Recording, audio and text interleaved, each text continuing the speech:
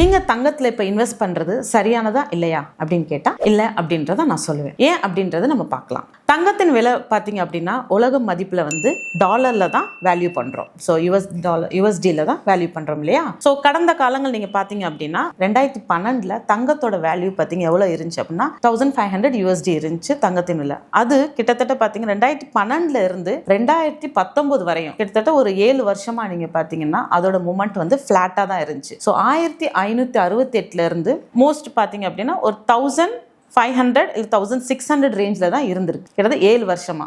அதுக்கப்புறம் நீங்க பாத்தீங்க அப்படின்னா தங்கத்தின் விலை 2019 to 20 அந்த ஒரு வருஷத்துல என்ன வேல்யூ மாறி இருக்கு அப்படின்னா ஒரு 1500 இருந்து 1700க்கு பீக் போயிருக்கு. அதுக்கப்புறம் இந்த 2000 இருந்து நீங்க 2024 அந்த பீரியட் இருக்கு இல்லையா, அந்த பீரியட்ல வந்து தங்கத்தின் விலை கிட்டத்தட்ட பாத்தீங்கன்னா ஒரு 1700 இருந்து 2100 வரையும் இன்க்ரீஸ் ஆயிருக்கு. அதுக்கப்புறம் கோல்டு எப்போ ஹை போச்சு அப்படின்னு பார்த்தோம்னா 2024 அந்த வருஷத்துல வந்து 2025 இந்த 1 இயர் இருக்கு இல்லையா, இந்த 1 இயர்ல மோர் தென் 70% வந்து இன்க்ரீஸ் ஆயிருக்கு. அப்படின்னா 2000 இருந்து அந்த கோல்டு இப்போ 3460 யூஎஸ்டில ட்ரேட் ஆயிட்டு இருக்கு.